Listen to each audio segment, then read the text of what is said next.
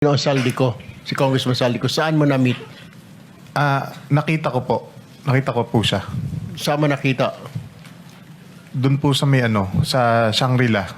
Bakit mo siya nakita? Magkakausap po siya ni boss. So kasama ka ni Engineer Alcantara nung kausap ni Congressman Saldico si Engineer Alcantara. Opo, pero naka-distance po ako. Hindi po yung kausap po. Hindi po kayo kausap. Opo. Usap lang po yun. Wala po kayong dineliver na pera or what? Nag-deliver din po kami ng pera pero hindi po directly kay sa kanya. Bali yun nga pong Sinong kanya po? Sinong kanya? hindi po namin directly nakita si Kong Saldi. Okay. Ang pinakausap po sa amin yung tao niya pong pangalan ni Paul. Paul. Okay. So a certain Paul na tao ni Kong Saldi Opo, Your Honor. ang inabutan nyo ng pera. Opo. Sa pagkakaalala, alam mo magkanong pera yung inabot mo doon sa tao ni Kong Saldi na si Paul? Maraming maleta po ng pera yon, Your Honor. Tingin ko po, billion po yun. Bilyon? Opo. Saan nyo sinakay yung bilyon? Sa mga van po, kung di po ako nagkamali, mga 6 o 7 van po yung gamit namin nun.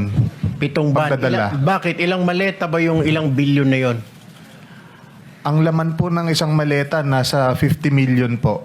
So ilang maleta lahat-lahat yun? Estimate mo, pagkatanda mo. Mahigit po sa 20 maleta, Your Honor. At 50 million. Opo, Your Honor. So mga 1 billion po yon. Tama po ba? Opo, Your Honor. Saan po dineliver ito? Yun nga po sa meron nung una po, doon po sa basement po ng Shangri-La. Shangri-La Hotel? Opo. Saan Shangri-La po? Dalawa po. Sa Shangri-La ito. Sa BGC po. Sa BGC, sa basement. Opo. So, paano? May kotse ba tumapat sa van ninyo? May mga van to van? Wala po, sir. Kumbaga, diretso po siya sa elevator, paakyat po doon sa penthouse. Kinarga po ninyo sa penthouse? Apo. Sa Kaninong- pinakataas po. Actually, yung isang kasama po namin na si Engineer Paul, nakarating po siya mismo doon sa loob nung Penthouse. doon sa taas. So, yung 20 maleta na yon ay sa penthouse ninyo i-deliver sa Shangri-La? Yes po, Your Honor. Alright. Bukod po sa Shangri-La, nagdadala rin po kami sa Valle Verde.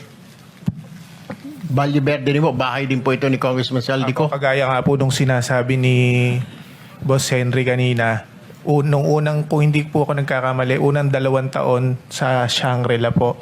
Nung mga sumunod na taon, puro sa Valle Verde, 6 na po. Moving forward, doon po sa mga tatlong senador na nabanggit,